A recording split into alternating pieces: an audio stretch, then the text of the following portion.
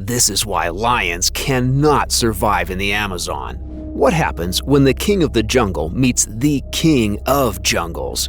Could lions survive and conquer the Amazon? Or would the ancient rainforest swallow them whole? That's precisely what we'll be trying to figure out today as we hypothetically place lions in a whole new environment. So without further ado, let's get rolling. A king's domain. Lions are large apex predators that are known for domination, power, and ferocity. They are the only wildcat species that lives in groups, which are called prides. And when in a pride, lions' strengths are only amplified, making them a threat to all they survey. So where exactly do lions live? At their peak, lions were distributed throughout most of sub-Saharan Africa, southern Europe, eastern Europe, and Asia.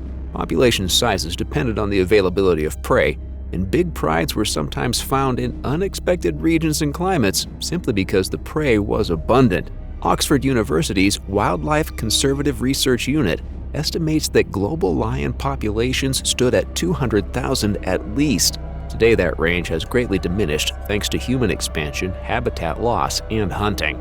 They are listed as vulnerable by the International Union for Conservation of Nature, IUCN, and populations continue to dwindle.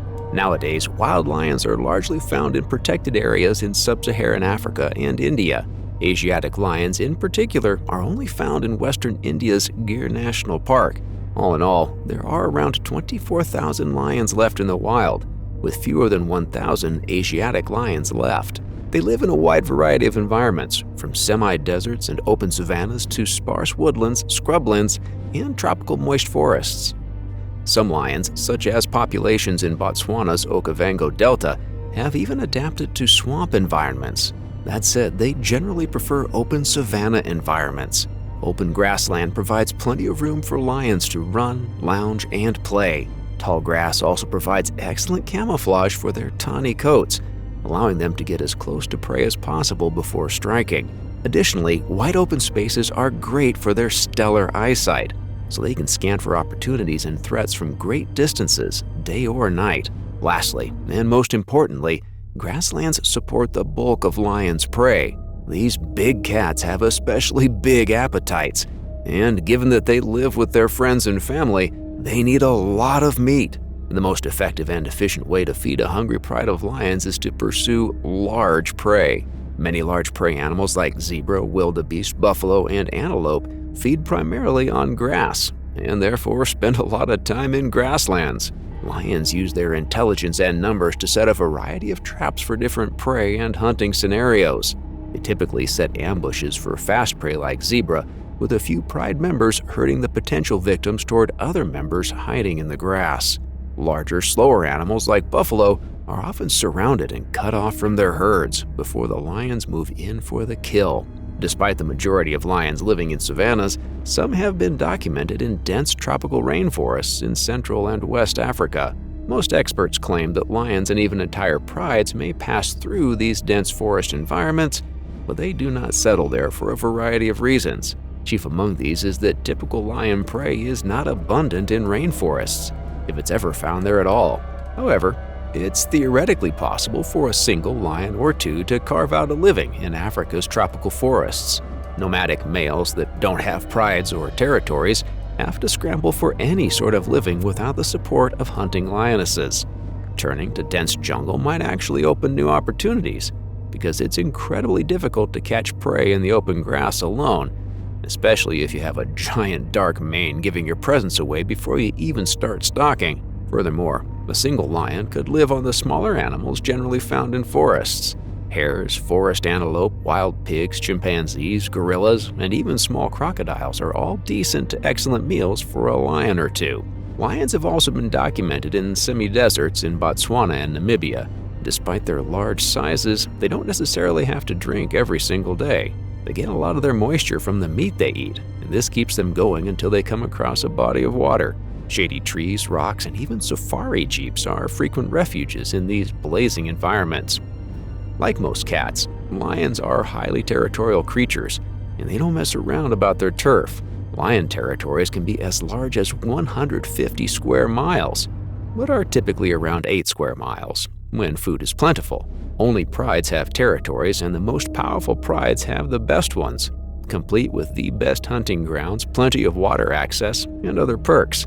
Lions are also known to establish home ranges along well-worn zebra or wildebeest migration routes, a move that all but guarantees annual feasts. Pride males are responsible for protecting the pride's territory. They routinely patrol boundaries and reinforce them by applying scent markings and roaring to ward off rival males.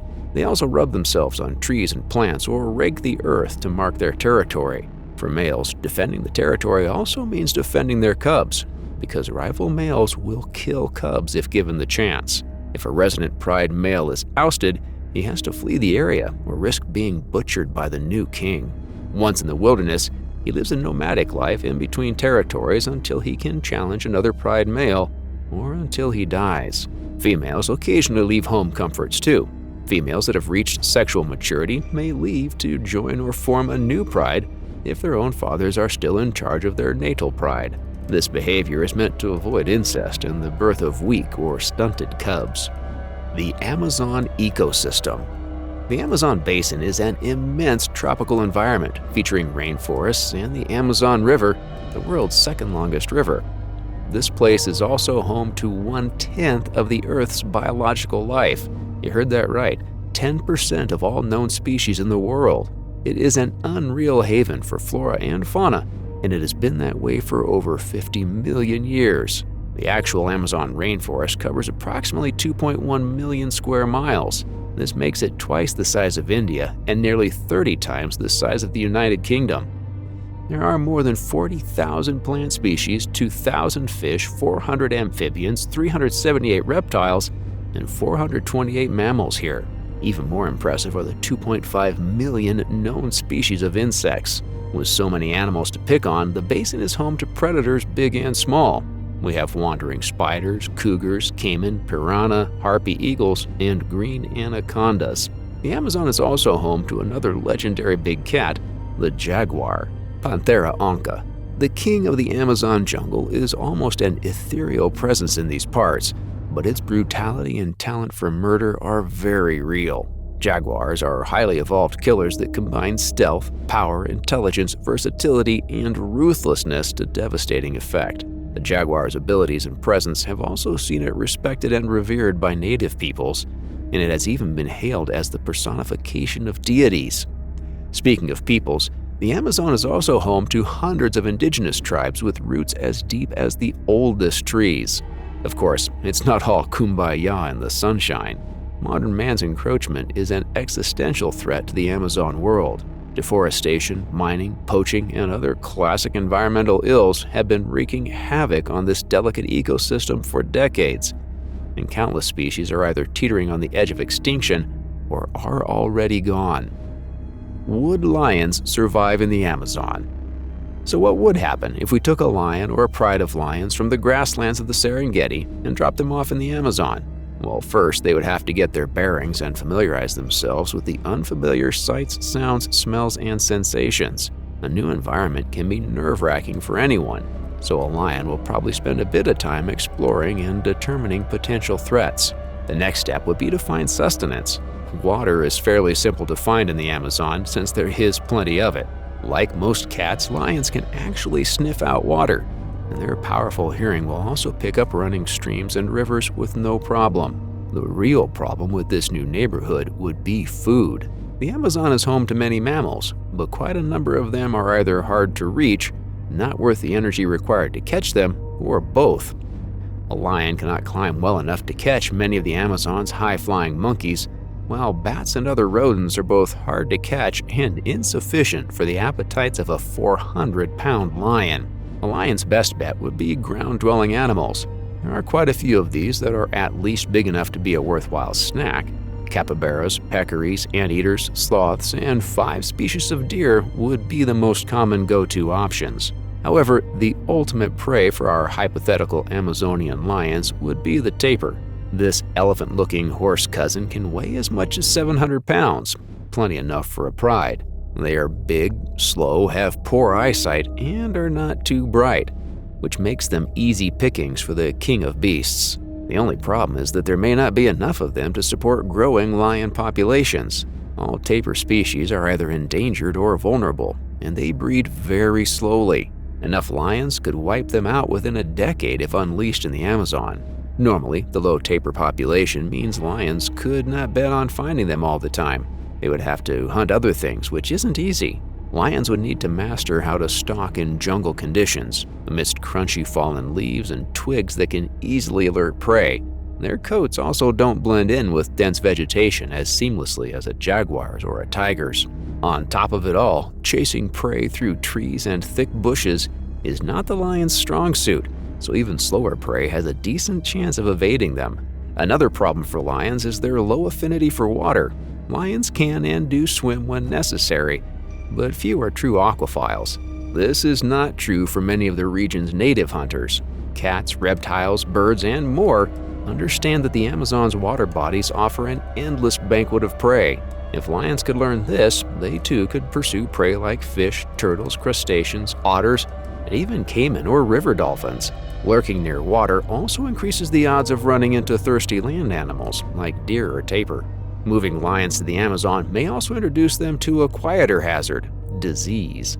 The Amazon has loads of microorganisms that a lion might never have been exposed to. The humid environment supports all sorts of viruses and germs that could end a lion. Accidentally wading into contaminated waters could also cause gnarly fungal infections or mange. Then there are other predators. Fully grown lions can take on any animal from the Amazon, but their cubs are very vulnerable. Jaguars would not hesitate to kill cubs, and neither would any other major predator. Anacondas, harpy eagles, and caiman could snatch lion cubs faster than you can blink. All in all, there is a theoretical chance that small lion populations could survive and potentially thrive here, given the sheer number of animals they could eat. However, their compromised camouflage, the lack of mega land herbivores, and their reliance on group hunting mean that self-sustaining lion prides are probably not feasible.